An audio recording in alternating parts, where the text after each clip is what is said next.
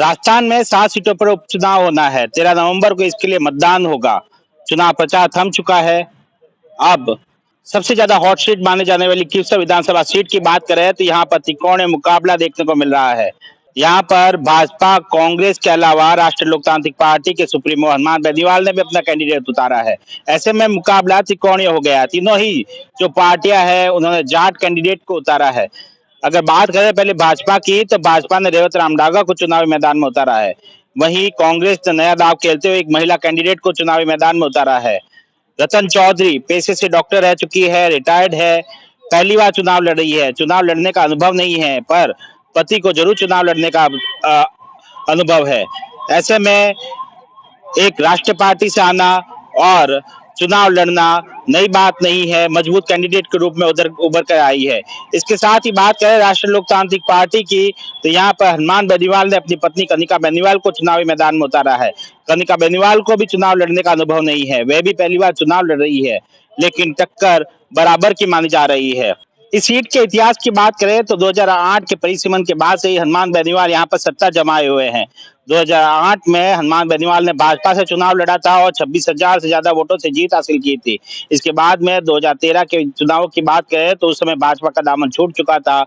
हनुमान बेनीवाल ने निर्दलीय चुनाव लड़ा और जीत हासिल की, 23,000 वोटों से जीत हासिल की। 2018 का विधानसभा चुनाव आया तो 16,000 वोटों से उन्होंने जीत हासिल की। इसके बाद में वे लोकसभा का चुनाव लड़ा, भाजपा के साथ अलायंस करके सांसद बन गए तो यहाँ पर सीट खाली हो गई।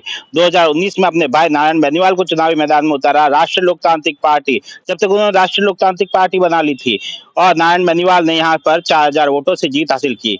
2023 के विधानसभा चुनाव की बात करें तो राष्ट्रीय लोकतांत्रिक पार्टी से ही हनुमान बेनीवाल ने किन्सर विधानसभा सीट से चुनाव लड़ा और 2,059 वोटों से जीत हासिल की।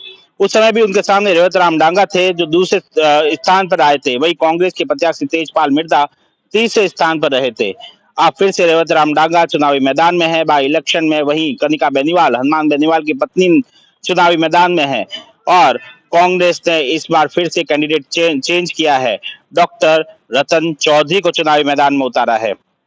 ऐसे में त्रिकोणीय मुकाबला हो गया है। तीनों ही पार्टी ने जाट नेता को चुनावी मैदान में उतारा है। जाति समीकरण की बात करें तो जाट बाहुल्य क्षेत्र है, जाट समाज के वोट सबसे अधिक है। ऐसे में जाट कैंडिडेट उतारना स्वाभाविक है और लगभग 78,000 वोटर के साथ जो है जाट कैंडिडेट इस सीट पर कैंडिडेट के भविष्य का फैसला करेंगे। इसके साथ ही दूसरे स्थान पे माने तो राजपूत समाज के वोट सबसे ज्यादा है, 35,000 के आसपास राजपूत समाज के वोट है।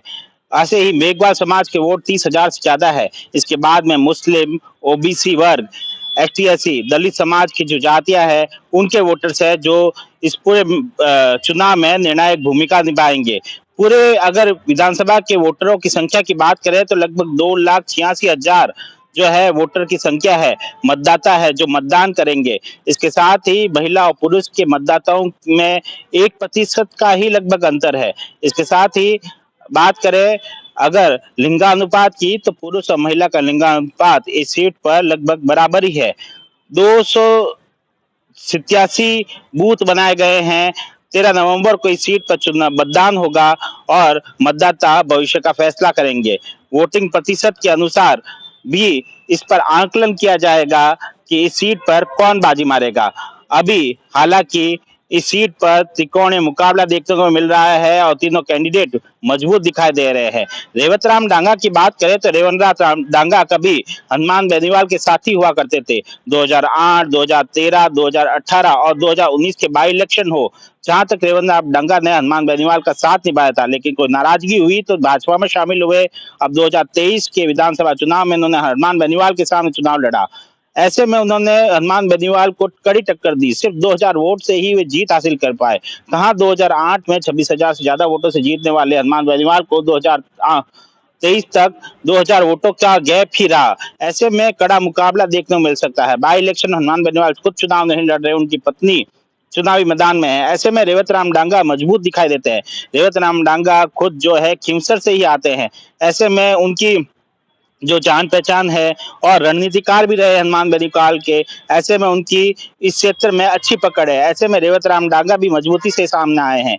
अगर रतन चौधरी की बात करें तो एक महिला कैंडिडेट है, जाट समाज से आती है, पढ़ी लिखी है, रिटायर्ड डॉक्टर है। ऐसे में एक पढ़ी लिखी महिला होने के कारण मजबूत कैंडिडेट के साथ उभर के सामने आई है।